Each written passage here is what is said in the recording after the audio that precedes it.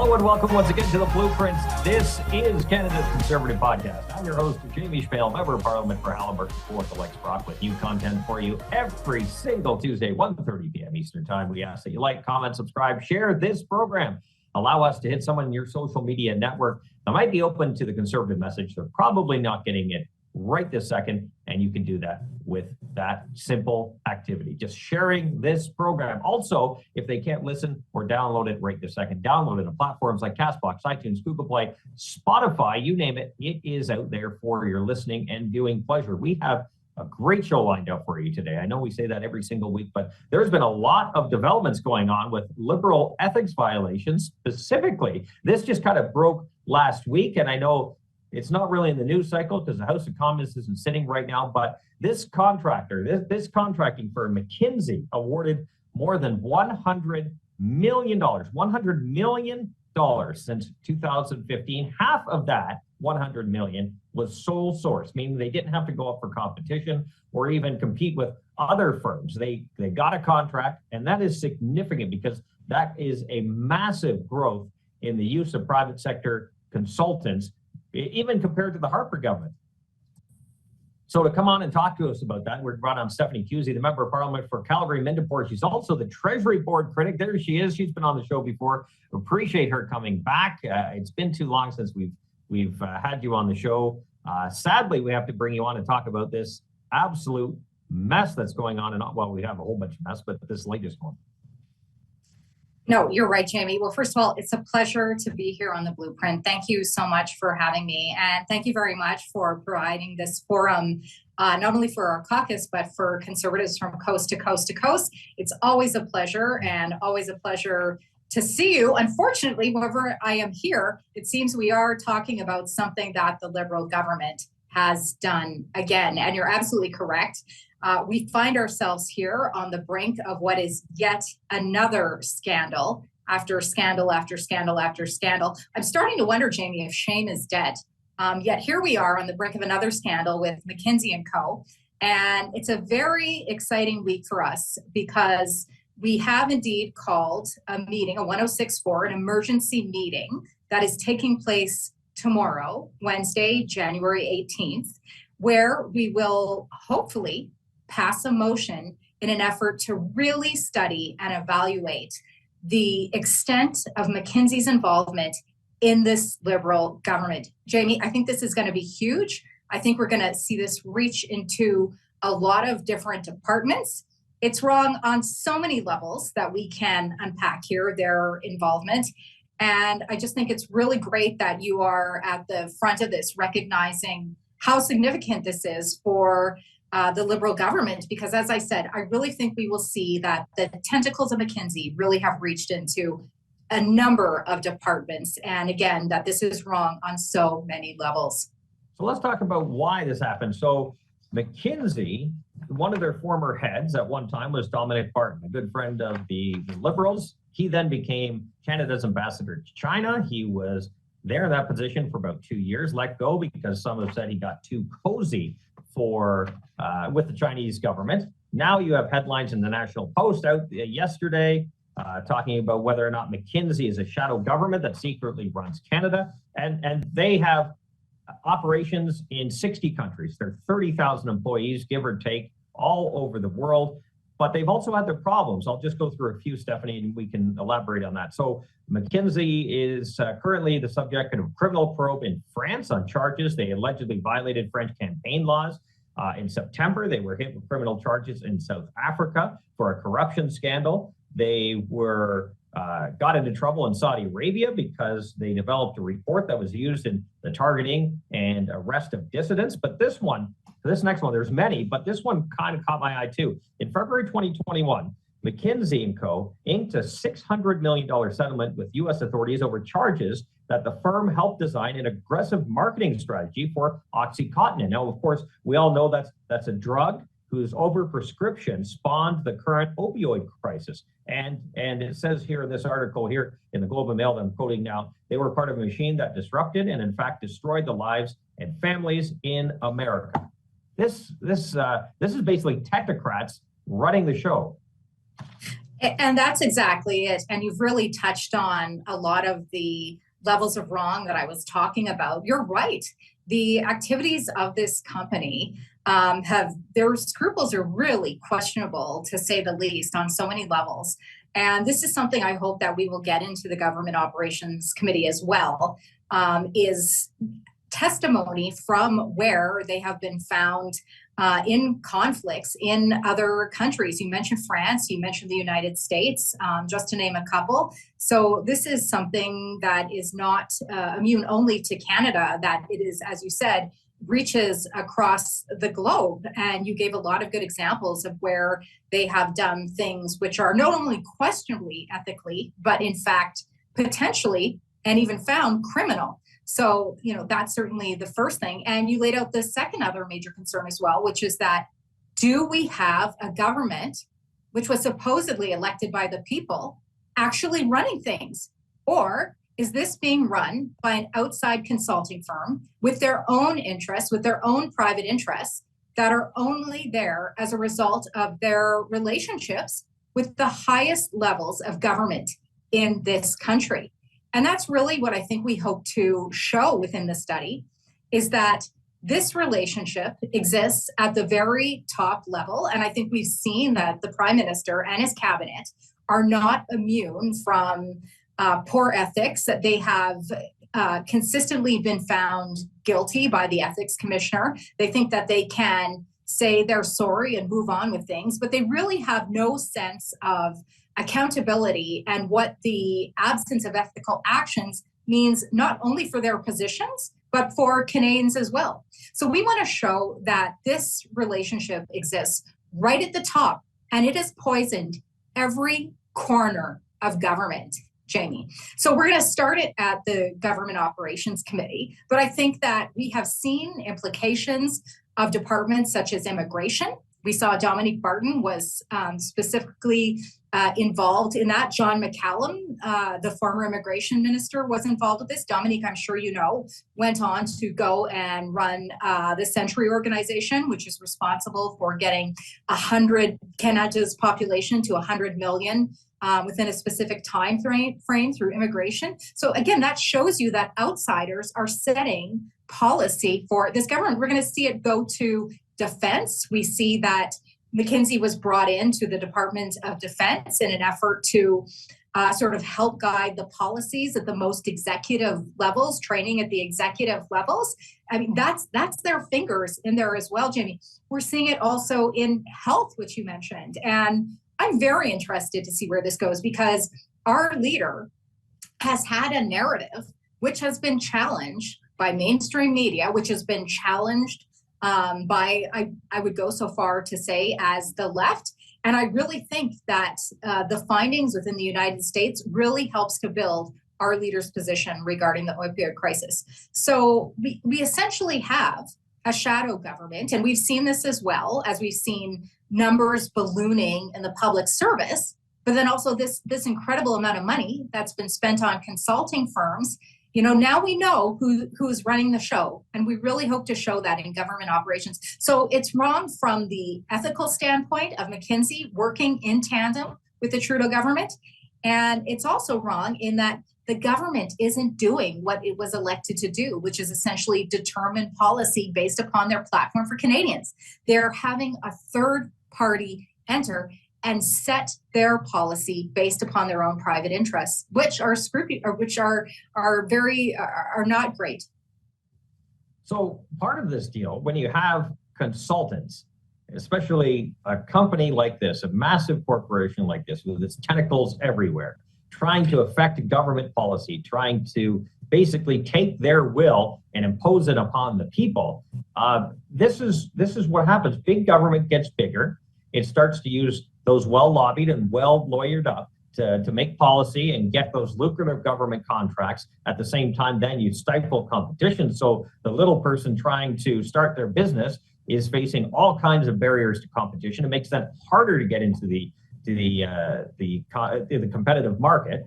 And in terms of the government, to those big corporations, well, you just now have to make your pitch to government, right? It's so much easier. And when you have all these super smart people with no real experience in the field, such as this consulting firm, based on what I've been reading about, they're trying to basically pin it's like the people of Canada are just pieces on the chessboard, right? These technocrats can move people around and tell them what to do, and keep working, pay your taxes, don't ask questions, just shut up and keep going, and we'll just take it from here. But as we can see, they're breaking laws, they're breaking ethical boundaries, and costing taxpayers at the same time.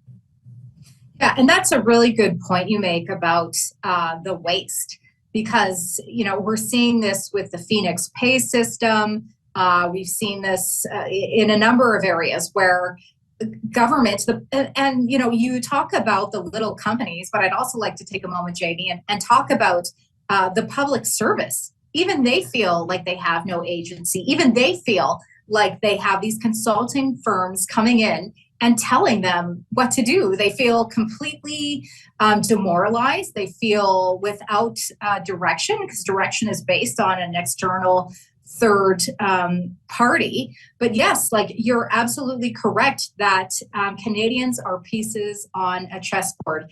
And as I said, this is what we really hope to accomplish in this study, is just show how high up this rot is, and how throughout the entire government this rot is. And it all starts tomorrow. And I think it will be very interesting to see how it unfolds, to see what we find, and to see the extent that they are implicated. Because I am sure that it is at the highest levels, and the results have significant impacts on Canadians. Significant. There's no doubt about it. Because if we look at something like immigration, these targets that the Liberal government has set for themselves, well, that's it. Have they set them for themselves, or did they have this external company that came in and decided that these were the targets based upon even perhaps other external factors? We don't know, but the result is public servants have to, without agency, make an attempt to implement that without really having any power themselves. They feel, we see that even this week with the return to work mandate, they feel misguided. They feel as though the directive wasn't clear. This is a common theme in the Treasury Board amongst public service employees, that they just feel as though they're not sure what their objectives are, the directives are. Their organizational structures don't reflect the work that has to be done. Their workspaces don't reflect the work that has to be done. And that a lot of that could possibly be because, again, it's not really the government that's in charge, not the bureaucrats, and not even the ministers. It's a few people at the highest level of this country, in the Prime Minister's office, with evil partnerships that are making deals and implementing those deals throughout all of government, with horrific consequences for Canadians, for public servants, but as you've indicated with those anecdotes at the beginning of the hour, throughout the world. And why hasn't our government learned from these examples from throughout the world, or held the Prime Minister to account in his relationships? But as I said, we're going to find out a lot here, and I think we are not even at the tip of the iceberg, and it all starts tomorrow, Jamie. Let's unpack a bit about what you said. I think that holds true. The Liberal Party right now has, what do they have, 130 some odd MPs, probably a little bit more, maybe 140. You have thousands, tens of thousands of bureaucrats within the public service, and that has been growing every single year since 2015, when the Trudeau Liberals took power. And now you have the outside use of consulting firms. But you're right, it's not exactly the MPs themselves. It's not exactly the words of the citizens, the Canadians that are dealing with a whole bunch of issues. It is a small group of people within the Prime Minister's office making all these decisions. That is really scary when you think about it. Just a very tiny group of centralized, power-hungry people. They're not bureaucrats. They're just political staffers making these decisions for the lives of countless of Canadians who are dealing with high inflation, a housing crisis, healthcare is a mess. The list goes on and on and on. And these consultants just come in and have the grand plan. Well, it's the central planning, right? Once the planners plan, they just ask for more time when the plans fail, right? They say more time, more patience, more money. We'll figure it out. You just sit back and I don't care if you're freezing, you're starving, doesn't matter. We'll figure it out in time. But it never gets figured out. That's the It never gets figured out. And that's another thing that we have heard is that they're brought in, but they never come to any resolution. And again, the Phoenix pay system is a perfect example of that. And we've also had the Prime Minister come out and say, oh, you know, his ministers are on it. So I really hope his ministers are willing to come and testify as committee, because that's certainly one of the places that will be starting, both Minister Fortier and Minister Jazik. Now, mind you, these problems date back to way before then, but I mean, we have to start somewhere. So I don't even know what they're going to come with, but we have to start somewhere. And the other thing I'm worried about, Jamie, is seeing another, I'm trying to even think of like a acceptable word I can say on the air, task force or study, right? I mean, look at what happened when OGO did the study of the whistleblower legislation 7 years ago. The Trudeau government never implemented it. So a private member's bill comes forward suggesting that some of the recommendations from the OGO study on whistleblower legislation is implemented. Oh, lo and behold, the Liberals and Mona Fortier decide that they're putting together a task force to evaluate whistleblower legislation and what has to be done. And this is what the Liberals do, is they put together a task force where we see nothing come out of it. We see a study put together where even if the study has conclusions, none of the conclusions are implemented. So that's the other thing I'm really worried about, Jamie, is that we're going to see Minister Fortier and Minister Jazik come out of nowhere the first week that we go back to the House and say, oh, good news, there's no need for government operations to investigate this. We've put together a task force. And that's not going to fly. That's not going to fly with me, and that's not going to fly with our NDP and Bloc counterparts. And I think that's a really important thing to add here, Jamie, is that this isn't just us, the Conservative Party of Canada and the Conservative Caucus, that sees the rot and the spread and the horrific ethics of this company. It's the other opposition parties as well. So we are unified in wanting to see this addressed, because all of us recognize that, one, it is rotten, and two, it is throughout government. But I'm telling you, Jamie, even between the time that we decided to call the 1064 and the time that the letter was delivered to the clerk, I was sitting there holding my breath, waiting for the announcement of a study or a task force. So, you know, my point is they will do everything they can in an effort to cover this up, another cover up. How many cover ups have we seen? They will do everything they can in an effort to deflect this. And we've seen this continuously throughout the government's time in government, but even in the fall with the IRGC, once again, with the Arrive Can app, just cover up, marrying. Again, she's still there as a minister. As I said, I can't help but wonder if shame is dead.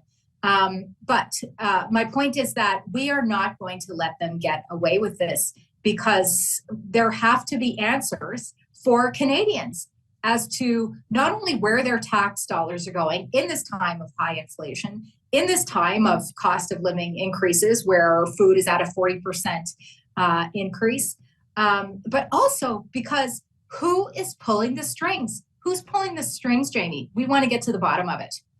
Well, let's get to the bottom of it. Let's just turn the channel a bit. Let's pretend that it was the Conservative government that did this, and then we will have the media lighting their hair on fire. We will having the Liberals having panic attacks on the floor. Like, let's just have that same amount of enthusiasm from these outside players just to get to the bottom of it, because I think this goes pretty deep in the fact that we have potentially outside groups And we've suspected that all along, and let's not forget that there has been many examples of outside organizations steering governments, not just in Canada but across the world. And here we're having almost outright proof that this is happening.